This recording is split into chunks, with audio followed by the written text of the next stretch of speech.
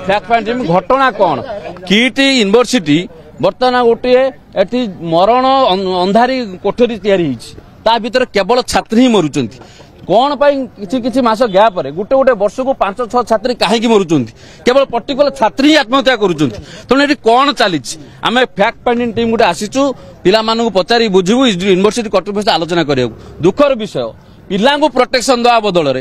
एमाने जमीती या पूर्व हाई लेवल कमिटी बसी खसई देले पुणी एटी जो पुलिस भाई मैंने छिड़ा खसाई देवा प्रयास करें छात्र युव तरफ आसीचु जो कांग्रेस तरफ फैक्ट फाइंडिंग टीम कौन घटुची कहीं बारंबार छात्री मैंने मरुंच कहीं गोटे मरण जनता तैयारी